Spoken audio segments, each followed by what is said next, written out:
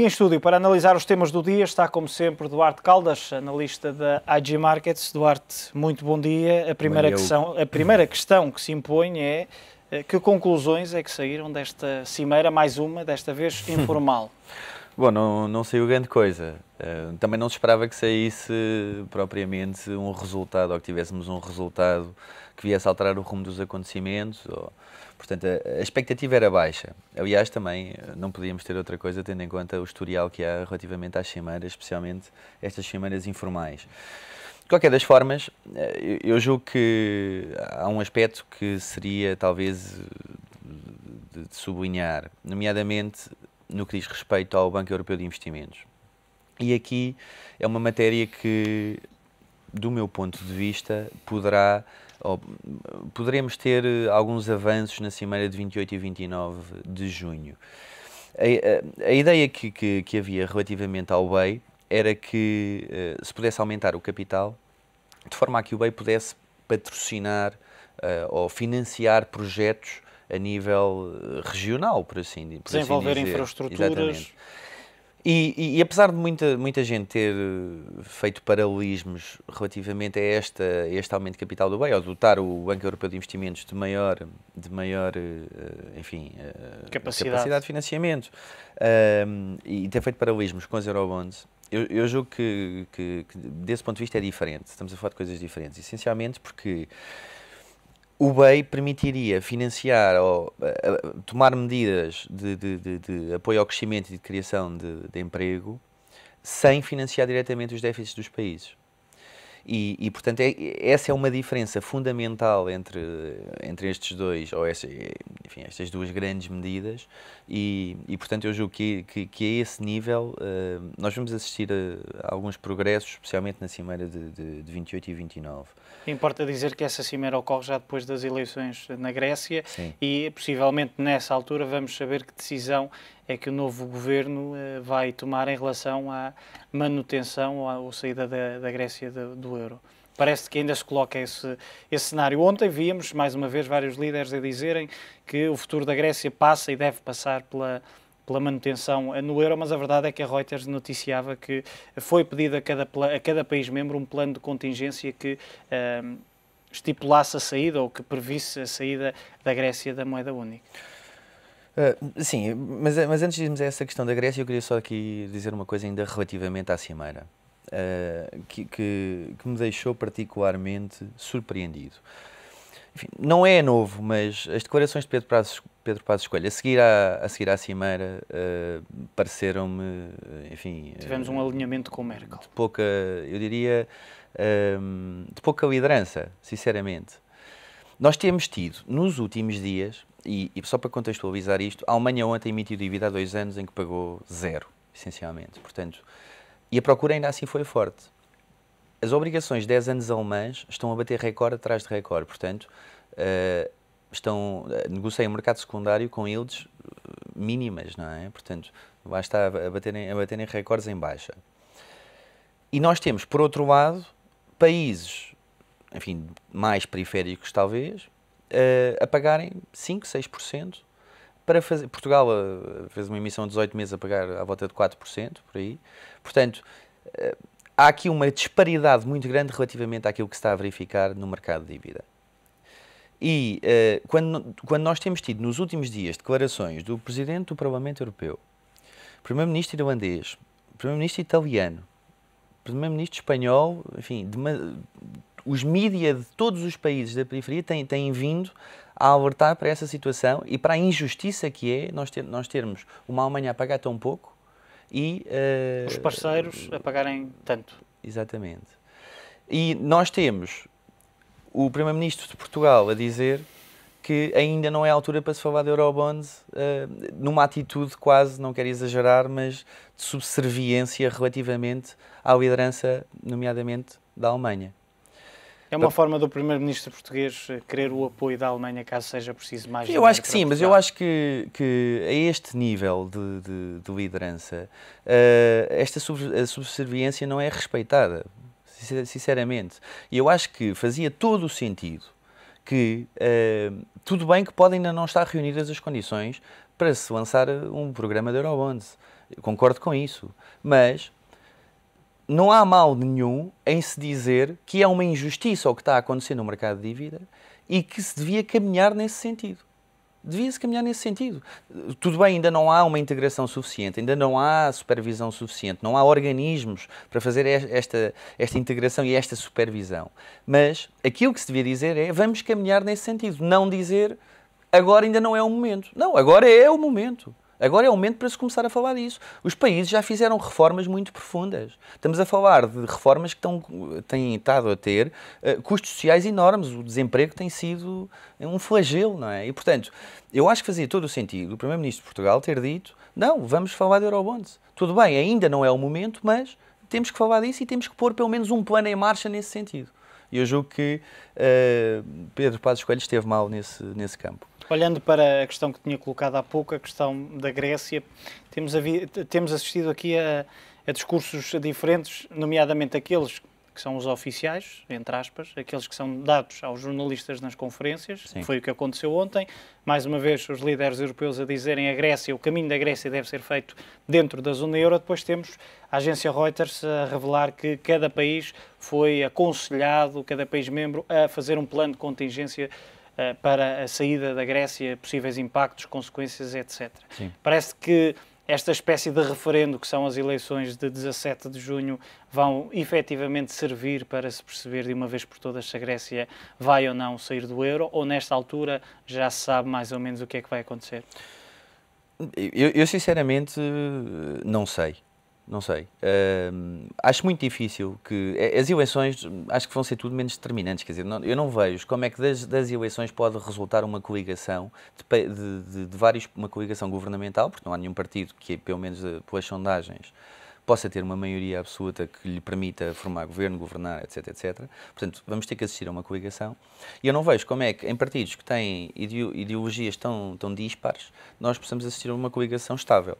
Portanto, parece-me, sinceramente, complicado que isso venha a acontecer. No entanto, podem ser feitos esforços nesse sentido. A própria União Europeia pode, eu diria, talvez, amenizar as condições, melhorar as condições da Grécia, aumentar prazos, reduzir taxas, tornar, se calhar, a coisa mais simpática para a Grécia. E, portanto, desse ponto de vista, terá valido a pena tudo isto que os gregos estão a fazer. Mas eu quero acreditar que, em última análise, e apesar de terem que ser... Porque a Grécia pode, unilateralmente, decidir sair do euro. Quer dizer, não pode ser expulsa, não é? Mas pode unilateralmente decidir sair.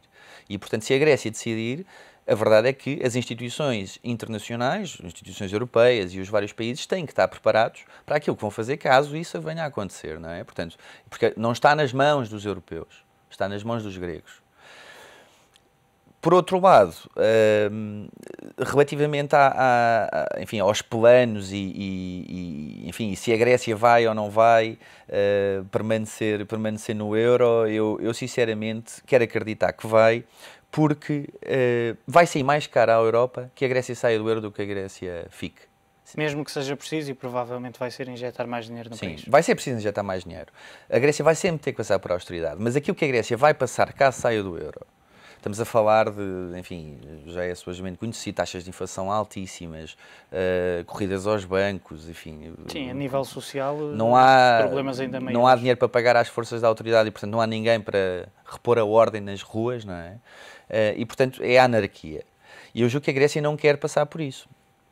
E portanto, desse ponto de vista, a própria Europa também, os custos que a Europa teria a pagar caso a Grécia saia, são maiores, ainda são maiores do que a Grécia fique.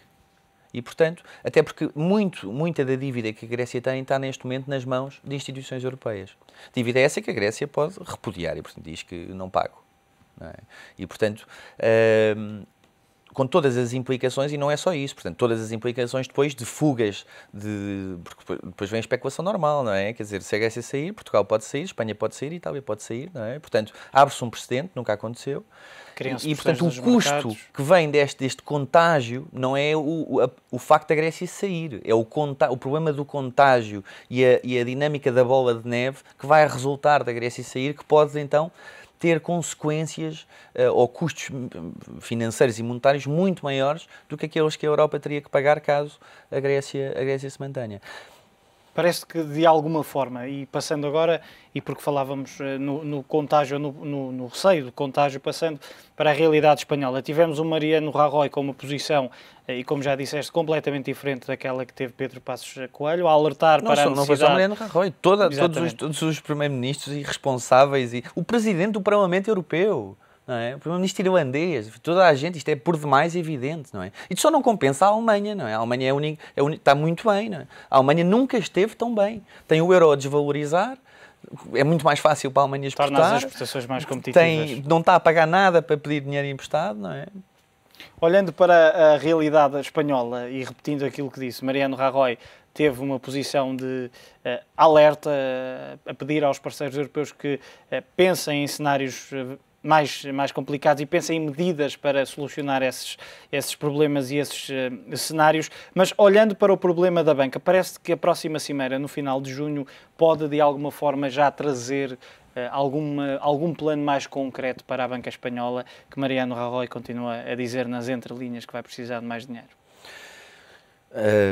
Enfim, eu sinceramente, diretamente para a banca espanhola, julgo que não.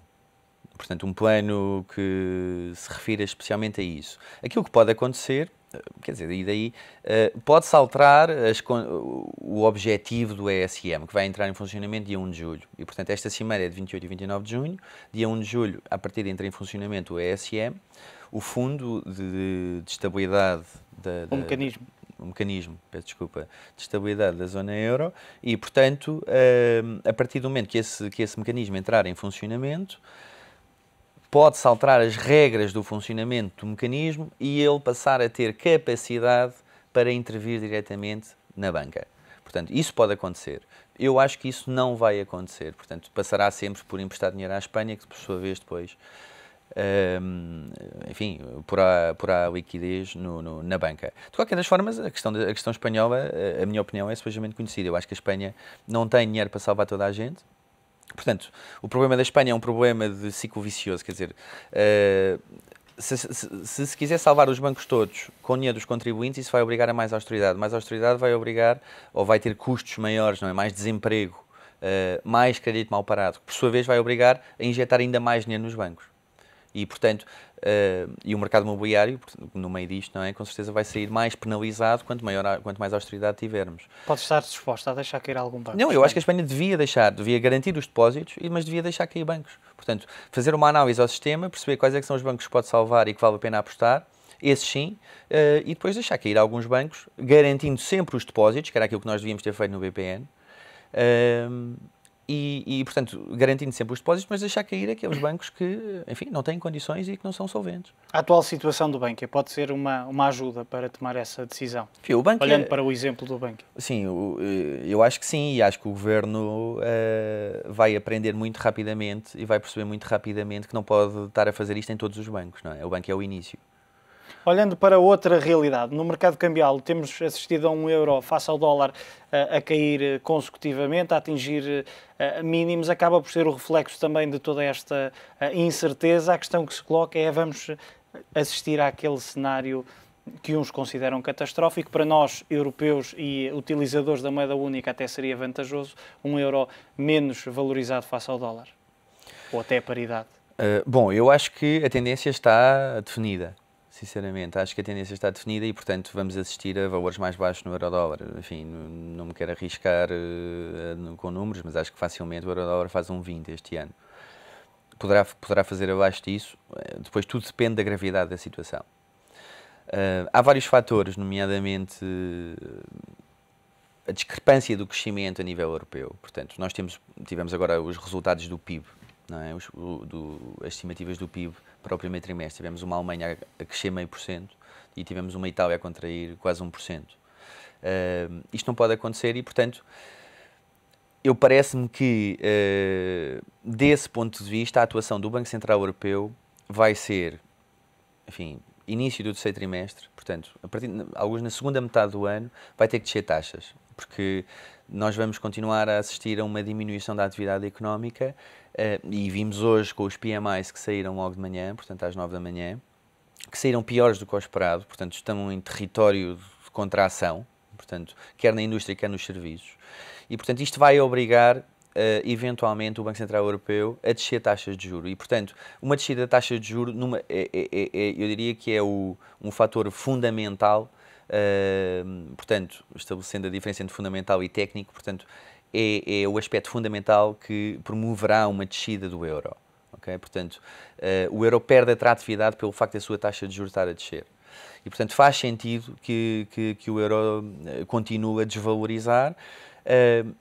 A única coisa que fazia, ou que faria com que o Banco Central Europeu não se sentisse confortável em descer taxas de juros, seria talvez a taxa de inflação, mas por outro lado também temos visto quer o preço da energia, quer o preço das commodities em geral a abrandar, não é? Portanto, também tem estado a corrigir em baixa e, portanto, isto à partida fará com que, e também declarações da própria Alemanha a dizer que não se importa ter uma taxa de juros, uma taxa de inflação um bocadinho mais alta temporariamente, isto à partida fará com que o banco se sinta confortável em descer taxas de juros. E, portanto, esse é o meu cenário e, portanto, sinceramente acredito que o banco vai descer taxas e, por isso, inevitavelmente, o euro-dólar vai ter que cair, não é? Porque a Fed está em com um nível de taxa de juros completamente estagnado, próximo de zero, portanto, não pode descer mais. Parece que o BCE, e a última questão, porque estamos a ficar sem tempo, vai fazer dentro em breve, como diz uma das diretoras da Fitch, mais uma LTRO para auxiliar a Banca Europeia. Parece que faz sentido falar. Poderá fazer. Caso a Grécia saia, hoje o que vamos assistir aqui a um pacote de medidas revolucionário. Portanto, acho que a Europa vai garantir depósitos a nível europeu. O Banco Central Europeu poderá fazer uma nova LTRO. Portanto, medidas de apoio ao sistema que, por um lado, evitem a fuga de capitais da periferia para o centro, não é? Portanto, as pessoas com medo que outros países da periferia saiam do euro, retirem capital para a Alemanha, para a França, enfim, para a Holanda, etc. Portanto, caso isso aconteça, sim. Caso não aconteça, julgo que para já não teremos necessidade de assistirmos a outra LTRO. Há só mais uma coisa que eu queria apontar relativamente ao euro-dólar, que não referi, que é, eu não acho que seja um movimento descendente direto, não é? Portanto, isto também no mercado cambial é um bocadinho difícil de prever. Portanto, não estou a dizer que acho que o euro-dólar vai de um 25, qualquer coisa que está agora, para um 20 diretamente. Portanto, neste momento é preciso que as pessoas saibam que o posicionamento curto em euros, portanto, o mercado cambial e os investidores do mercado cambial estão muito posicionados nesse sentido. E, portanto, quando muita gente está a apostar nesse sentido, é normal assistirmos a um período de correção, não é? Portanto, para aliviar este posicionamento. Mas depois, caso isso aconteça, julgo que será uma boa oportunidade no sentido de apostar na queda do euro. A verdade é que, e também há um pormenor, o próprio, não é só o euro que está a cair, do outro lado o dólar, a verdade é que também está a valorizar porque tem servido de ativo de refúgio. Claro, o dólar também está a valorizar, não é ainda de uma perspectiva fundamental, ou seja, não é pelo facto da Fed estar num ciclo ascendente de taxas de juros, e isso é o momento ideal para comprarmos dólares, o euro-dólar tem estado a cair pelo lado do euro, não tanto pelo lado do dólar. Mas o dólar, em última análise, e como já se sabe, é sempre uma moeda de refúgio e, portanto, também tem estado a beneficiar desse ponto de vista. Atenção, e há aqui um aspecto que vale a pena acompanhar, que é, se nós estivermos a aproximar-nos novamente de uma Fed a entrar num processo de quantitative easing adicional, seria o 3, então o dólar vai perder. Não é? Porque estamos a falar de, normalmente o euro-dólar perdeu entre 5 e 6 figuras depois da Fed anunciar um novo quantitative easing e, portanto, caso isso aconteça, e caso isso aconteça no momento em que o posicionamento curto em euros, a apostar na queda do euro, é muito grande, então podemos assistir a um short squeeze, não é? Portanto, o euro-dólar dispara. Duarte, muito obrigado pela tua análise. Duarte Caldas, analista da AG Markets.